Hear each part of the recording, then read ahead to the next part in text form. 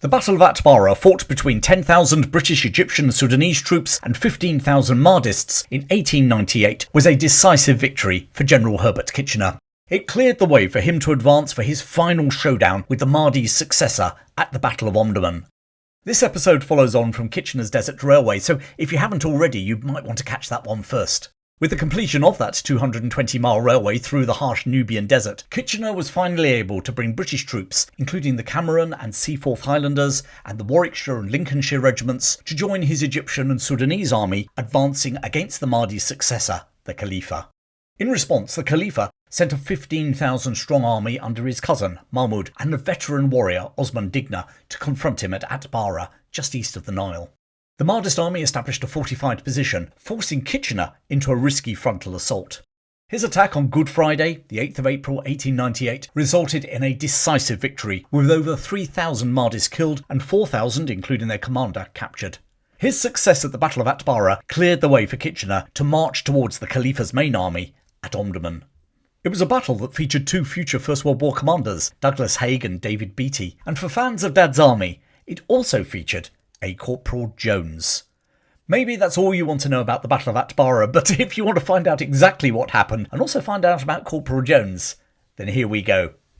As General Herbert Kitchener had slowly advanced into Sudan along the River Nile in 1896 and 1897, his opponent, the Khalifa, had been biding his time. Abdullahi ibn Muhammad was now in his 50s. It was he who had proclaimed Muhammad Ahmed as the Mahdi back in the 1880s. His closest and keenest supporter, he had assumed power upon the Mahdi's death in 1885. He had over the years become increasingly tyrannical and removed from his people, and by the late 1890s he was losing some of the support and cohesion which the Mahdi had galvanised.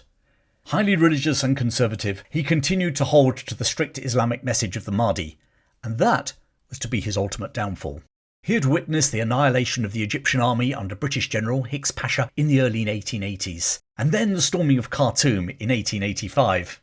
Whilst many of his warriors possessed modern firearms and artillery captured from those Egyptian armies 10 years ago, many others still relied on their traditional weapons and their faith. But by viewing the world through the lens of fighting the Egyptians led by British officers in the early 1880s, the Khalifa was making a fatal error. Times had changed. The army that Kitchener was bringing up the Nile was not the same as the forces suffering from low morale and poor leadership that the Mahdists had defeated in the past. The Egyptian army had been thoroughly overhauled by British officers such as Sir Evelyn Wood and General Francis Grenfell, and the latest Sirdar of the Egyptian army, Herbert Kitchener. The Khalifa chose to ignore that it was this new-style Egyptian army, many of whose members were Sudanese exiles, that had beaten his armies at the Battle of Toski when they invaded Egypt just a few years beforehand. Moreover, these professional and disciplined Egyptian and Sudanese battalions were now being joined by thousands of regular British soldiers. By early 1898, the 1st Seaforth Highlanders, the 1st Queen's Own Cameron Highlanders, the 1st Warwickshires and the 1st Lincolnshire Regiment were heading down Kitchener's Desert Railway from Egypt to Abu Hamid and then taking steamships up the Nile to Berber. And by seeing the world through the lens of previous battles, the Khalifa also failed to realise the fundamental changes to the war that Kitchener's Desert Railway made.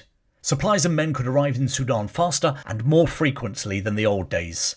Nor did he appreciate just how vulnerable Kitchener's reliance on that railway was.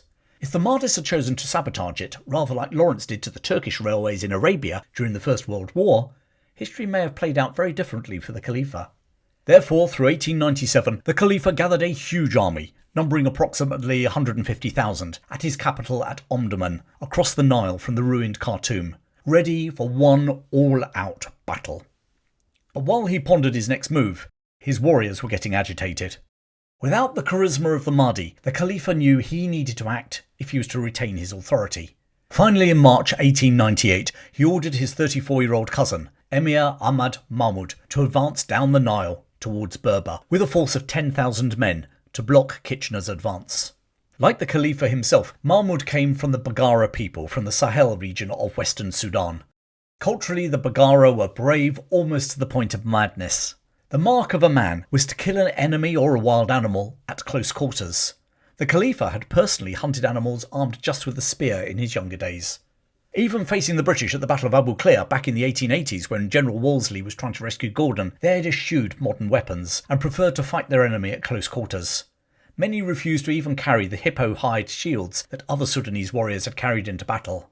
Mahmud had this bravery in his blood, which was admirable. However, he was also headstrong. The Khalifa decided that Mahmud would be joined by the veteran warrior Osman Digna with a force of 5,000 of his Beja soldiers. Digna was one of the few of the Khalifa's senior generals to actually have met the British in battle. Although he'd survived the encounters, he'd always come off second best, and he urged his young fellow commander to proceed with caution. But Mahmud refused to listen to the experience of Osman Digna, who was 20 years his senior. Osman Digna believed in living to fight another day, although in fairness, many of his troops were left dead on the battlefields that their leader had walked away from. Mahmud believed in death or glory charges. It wasn't what you'd call an easy working relationship. And it didn't help that despite all being Sudanese, Mahmud's Baggara warriors and Osman Digna's 5,000 Bejas were culturally very different, which further strained relations. Their advance down the Nile was spotted by Kitchener's steamboats that were patrolling the river. Under heavy bombardment from the steamboats, Mahmud and Osman Digna withdrew inland and headed northeast towards the river Atbara. Their intention was to cross the almost dry river and then circle downstream of Berber and strike Kitchener from behind. But having crossed the Atbara, Mahmud decided to establish a fortified camp or zariba on the other side. Zaribas are temporary fortifications constructed mainly with a combination of rocks and thorn bushes. Mahmud's encampment was shaped in a semicircle with the dry river at its back. Apart from the stone and thorn barrier, it also consisted of a series of trenches several feet deep behind the zariba itself. Inside were stationed 10,000 foot soldiers and 5,000 Baggara cavalry. While most of his warriors were armed with their traditional weapons, some were armed with rifles captured in those successful campaigns 10 years earlier. Also from those glory days were captured artillery, which the Mahdists could operate with considerable effect. On the 30th of March, British mounted scouts discovered the zariba. Kitchener had moved most of his army forward from Berber to where the Atbara joined the Nile. Mahmud's sudden rush across the desert away from the Nile had caught him by surprise. Now with the news from his scouts, he dug in and waited for the attack. After all, it was the traditional Mahdist battle tactic: attack in overwhelming numbers and trust that God would deliver victory. Nothing happened. The days dragged by, and both armies seemed to be content to sit in their fortified encampments. Finally, on the 4th of April, Kitchener moved his entire force 4 miles closer to the Mahdists. Still, Mahmud refused to move. It seemed that despite all his Baggara enthusiasm for death and glory, Mahmud was not keen to take Kitchener on in an open battle, which presented him with a problem. What exactly was he going to do? This hiatus also presented Kitchener with a problem. He had convinced both the Egyptian and British governments to fund his large military campaign, which was now travelling further up the Nile than Wolseley had done, and he had nothing to show for it. Furthermore, he would be foolish to continue his advance on Khartoum with a force of 15,000 enemy on his flank. So, for both practical military reasons and for personal prestige, Kitchener decided that if Mahmud wouldn't come to him, he would take the battle to the Mahdists. Finally, as the sun set on the 7th of April, Kitchener ordered his men to break camp and silently advance towards the Mahdist zariba. Night advances are notoriously hard to get right. Indeed, the history of the British Army is littered with night marches that ended up in the wrong place and result in calamity. This one, however, went, to all intents and purposes, very smoothly. As the first chinks of light appeared in the eastern sky on the 8th of April 1898, which just so happened to be Good Friday, the British, Egyptian, Sudanese force moved into their final positions.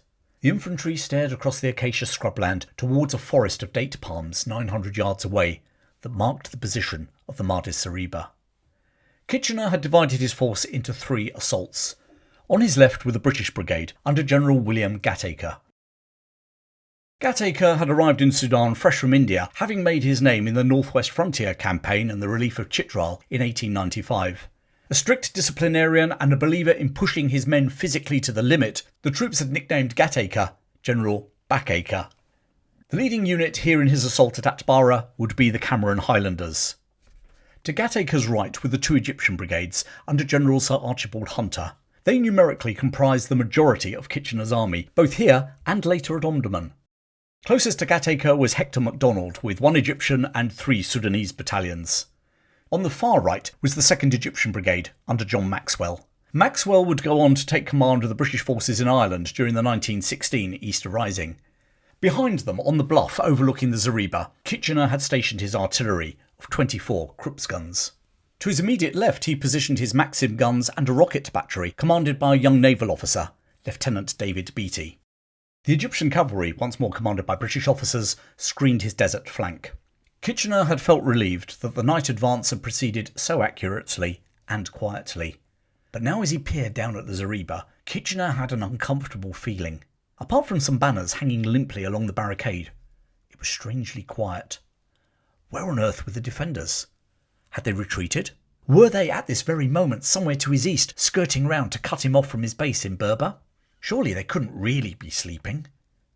Just after 6 a.m. he ordered his artillery to fire on the silent Mahdist camp. 24 guns opened up, sending shells shrieking into the zareba. Through the flash of explosions and dust being thrown up, Kitchener could observe white-robed figures running around the camp. At least he knew his enemy were there. The Mahdist cannon replied, but their shots sailed over Kitchener's troops. Suddenly, the Baggara cavalry galloped out of the encampment and moved towards his left, but they were checked by a squadron of Egyptian cavalry along with the rapid fire of 2 Maxim machine guns. The Mahdists retired. Incidentally, one of the British officers serving in the Egyptian cavalry that day was Douglas Haig. Indeed, Haig went to the rescue of an Egyptian soldier under fire, an action for which many present felt he should have been awarded the Victoria Cross. The bombardment went on for just over an hour. Once the guns finally fell silent, there was a lull as the infantry brigades moved into position. The Sirdar sent a message down to the waiting soldiers. Remember Gordon, the men before you are his murderers. At 8:10 the infantry began their advance towards the zareba. They moved in silence. No shouting or cheering. The only noise came from the thud of thousands of boots. Above that ominous marching sound, the skirl of the Highlanders' bagpipes filled the air, followed by the drums of the English battalions. Ahead of them, the zareba had once more fallen into silence. Gatacre paused his British brigade and ordered a volley to be fired before continuing his advance. MacDonald and Maxwell copied him. Still nothing from the zareba. And then just 300 yards from their objective, Kitchener's troops ran into a hail of fire from the Mahdists. As his troops now started to sustain casualties, they charged. As per his usual style, Gatacre was driving his men forward faster than the Egyptian and Sudanese brigades, when suddenly the Baggara cavalry once more charged his flank. The brave horsemen of the Sahel were driven off by the Warwickshire regiment along with the Maxims. The British brigade surged forward. Gatacre himself was one of the first to reach the zareba, pulling the thorn branches aside with his bare hands. The Cameron Highlanders were quickly alongside him, breaking through the barrier. And as the Camerons provided covering fire, the Seaforth Highlanders charged into the Mahdist camp. Gatacre's men now laid down an enfilade fire into the trenches behind the zareba, allowing the other brigades to break through. MacDonald's 11th Sudanese Battalion broke through and found themselves directly facing Mahmud's redoubt. Mahmud's personal bodyguard fired a devastating volley that mowed down the first company of Sudanese. So many fell that a British officer running up behind them inquired why they were all lying down.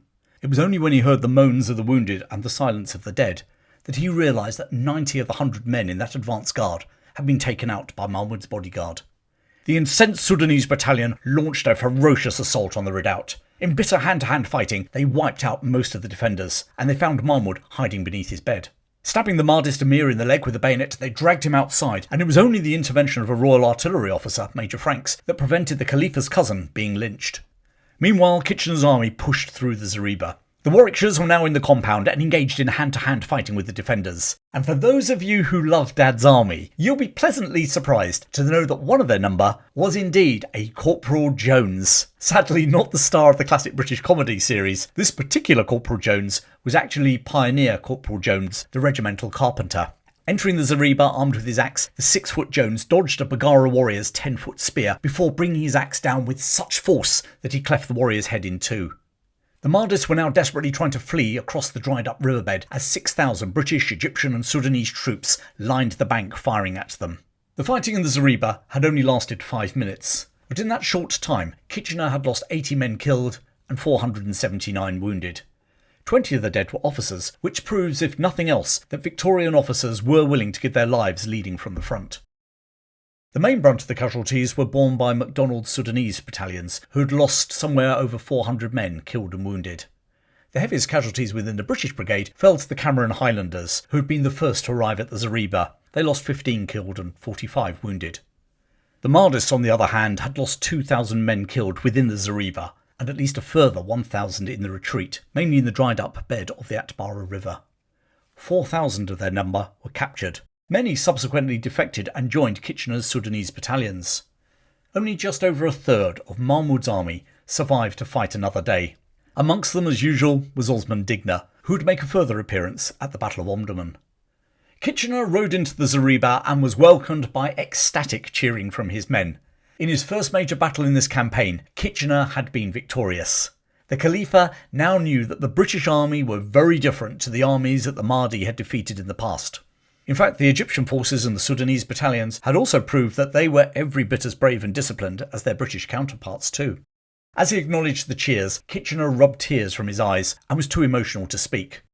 As a fellow officer commented, the commander, who became known as the Sudan Machine, was for a quarter of an hour quite human.